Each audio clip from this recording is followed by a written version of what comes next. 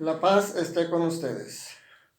Estimados hermanos, les saluda de nuevo su amigo el diácono Antonio Cervantes, diácono permanente de la parroquia Jesús Divino Maestro aquí en Monterrey, Nuevo León, México. Es el saludo con el que Jesús se acerca a los discípulos en este día, que vamos a meditar un poquito más adelante en el Evangelio. La primera lectura del día de hoy es continuación de la de ayer, es Hechos de los Apóstoles, capítulo 3, versículos 11 al 26. Recordamos que ayer en las puertas del templo de la Hermosa se acercan Juan y Pedro realiza en el nombre de Jesús la sanación de un paralítico. Precisamente hoy empieza diciendo cómo el paralítico no se despegaba de ellos, entró alabando a Dios al templo y no se despegaba de ellos por gratitud. Entonces al saberlo, pues mucha gente se dirigió al templo, y dice aquí la palabra de Dios, dice, al verla la muchedumbre, Pedro les dirigió la palabra. Aquí es importante meditar nosotros cuando hemos aprovechado el momento y la situación para poder predicar la palabra de Dios, para poderle hablar a nuestros hermanos de lo que Dios ha hecho en nuestra vida. Por ejemplo, en mi caso les puedo comentar que cuando yo estaba trabajando, pues obviamente yo no podía llegar a la empresa y empezar a predicarles la palabra de Dios con palabras, trataba de predicar con el ejemplo. Pero a la hora de la comida, cuando alguien mencionaba alguna situación con respecto a las escrituras o a las lecturas de ese día, yo aprovechaba para darles una catequesis, para explicarles nuestra fe. Cuando había cualquier situación como la que voy a explicar ahorita con respecto a los santos y los milagros, yo aprovechaba para tratar de dar una catequesis de nuestra fe católica. Entonces Pedro es lo que hace aquí, aprovecha la multitud de la gente y empieza a catequizar.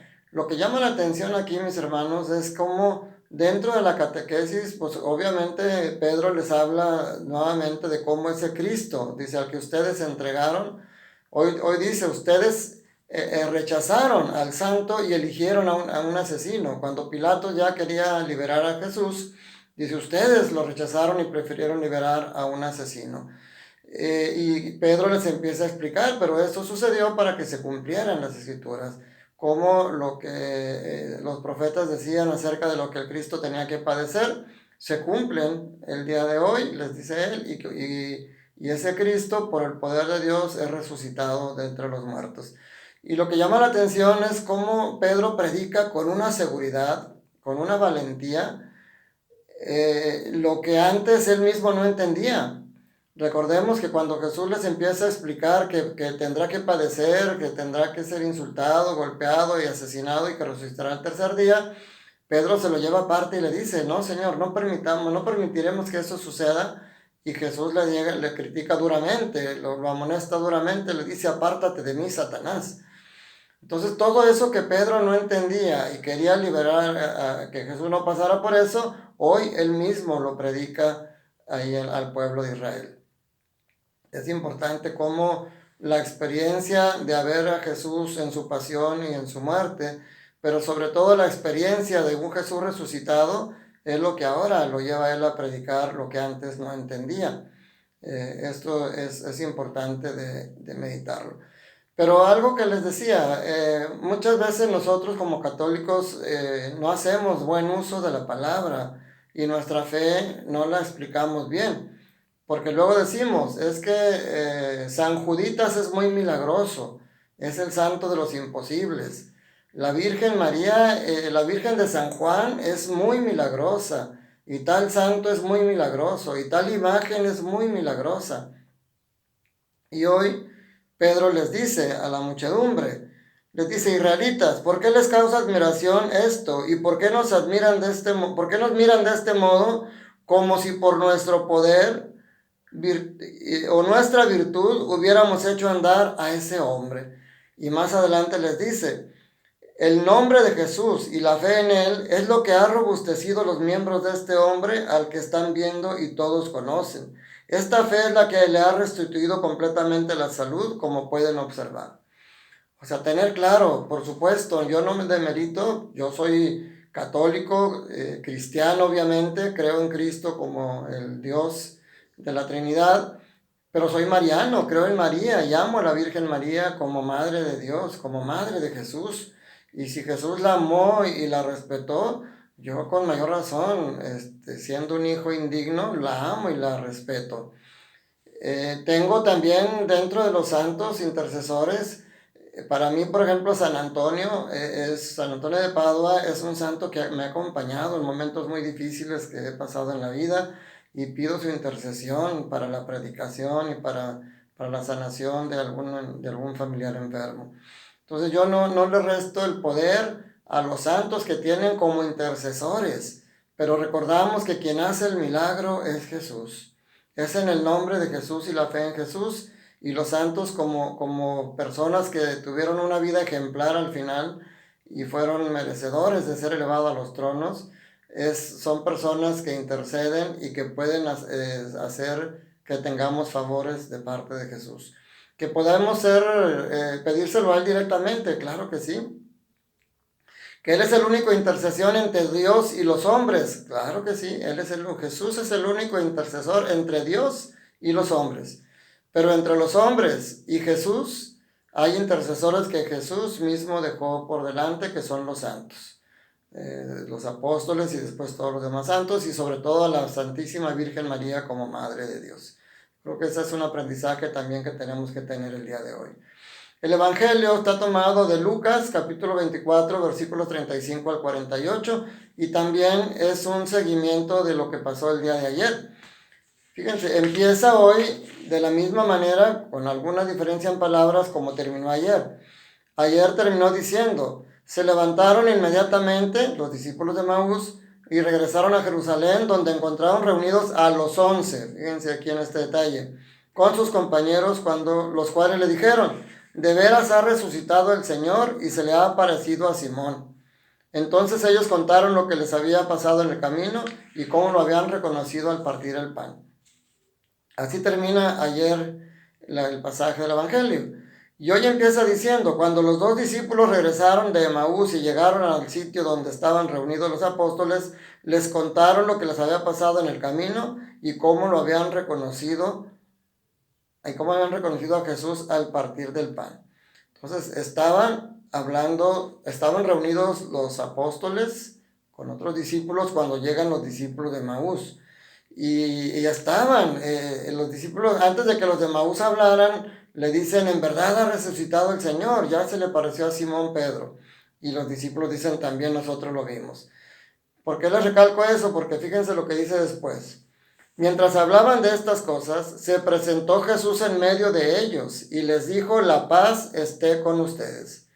Ellos, desconcertados y llenos de temor, creían ver a un fantasma. Esto me llama la atención, porque si precisamente están hablando de la experiencia que acaban de tener de ver a Jesús resucitado, ¿por qué ahora que lo ven tienen miedo y creen ver a un fantasma? No lo reconocen.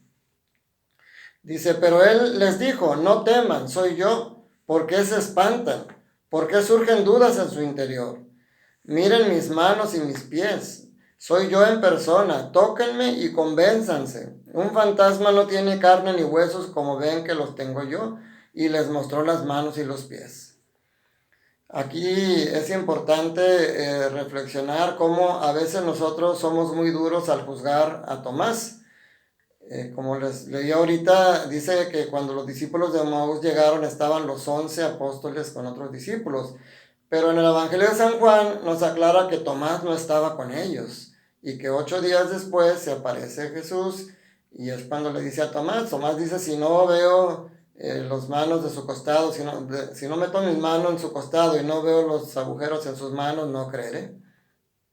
Y nosotros somos muy duros al criticar a Tomás, llamándole el apóstol incrédulo. Sin embargo, él solamente con ver a Jesús y ver sus pies, sus dedos, sus manos y su costado, se postra, cae a sus pies y le dice: Señor mío y Dios mío. Fíjense aquí cómo a estos discípulos y apóstoles hay varias maneras como Jesús los convence de su presencia. Primero, su presencia física. Dice, Jesús se presentó en medio de ellos. O sea, primero es su presencia física. Obviamente no es lo mismo que los discípulos de Maús se lo encuentren en la calle y vayan caminando con él, a que ahora que estando encerrados de repente se les aparezca. Quiere decir que atravesó las paredes, por eso decían que era un fantasma. Entonces su presencia física, después su voz, los saluda y le dice: la paz esté con ustedes. Entonces ya ahí son dos. Y luego les dice: vean mis manos y mis pies. Lo mismo que le dice a Tomás 8 días después, aquí se los dice a ellos. Y sin embargo, aún aquí siguen incrédulos, porque dice, les mostró las manos y los pies, pero como ellos no acababan de creer, de pura alegría, y seguían atónitos, les dijo: ¿tienen algo de comer? O sea, ellos, a diferencia de Tomás, necesitaron todavía una prueba más, el verlo comer junto a ellos. Un fantasma no se alimenta, Jesús está comiendo con ellos.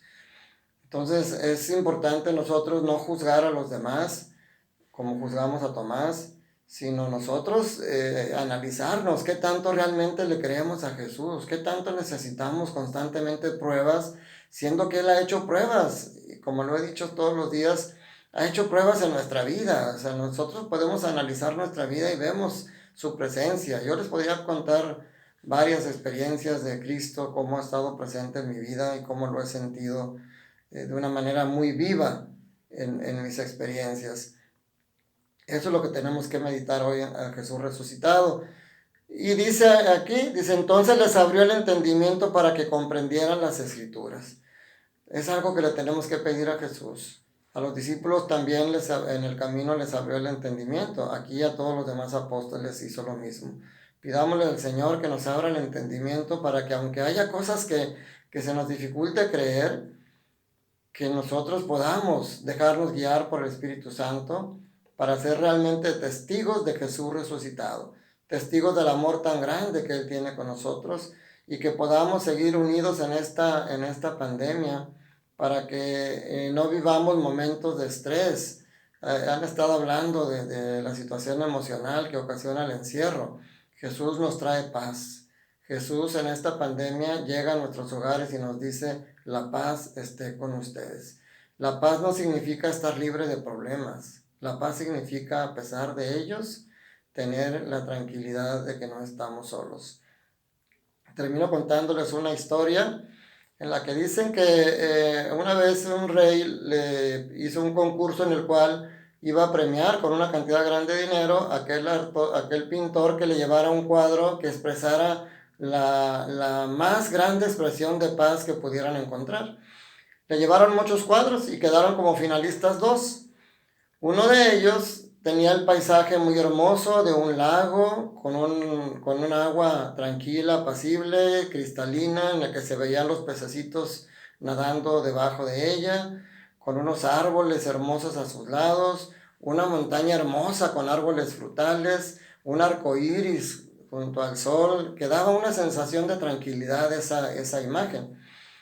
La segunda finalista, el concepto parecía el mismo, también era un lago, también era una montaña, pero a diferencia del anterior, aquí el agua toda turba, los árboles secos, la montaña totalmente seca con árboles, aparte había una tormenta, unos barrones en el cielo y la tormenta cayendo con rayos y relámpagos. Pero en la montaña se alcanzaba a vislumbrar un pequeño hueco en la montaña, una pequeña cueva en la cual estaba unido con un pajarito alimentando a sus polluelos con mucha tranquilidad. Y esa fue la pintura que ganó el primer lugar. ¿Por qué? Porque eso es la paz que trae Jesús. Jesús dice: yo no le traigo la paz como los hombres. La paz que yo les doy es diferente. La paz que mostraba ese cuadro era como, a pesar de la tormenta, a pesar de los rayos, a pesar de la tempestad, estaba esa ave tranquila alimentando a sus polluelos. A pesar de la tormenta que tenga nuestra vida con esta pandemia, a pesar de las tormentas personales que estemos pasando cada uno en nuestra vida, tenemos que tener la paz de Dios en nuestro corazón. De que nada sucede en este mundo si no es por la voluntad del Padre. Entonces, esa debe ser nuestra fe y debemos de dar testimonio de paz como cristianos en esta tempestad que es esta pandemia. Me despido dándole la bendición y pidiéndoles la oración por toda la iglesia para que haya unidad entre todos los cristianos. Que la bendición de Dios Todopoderoso, Padre, Hijo y Espíritu Santo, descienda sobre ustedes y sus familias y permanezca para siempre. Que la alegría y el amor de Dios sean nuestra fuerza. Reciban un cordial abrazo.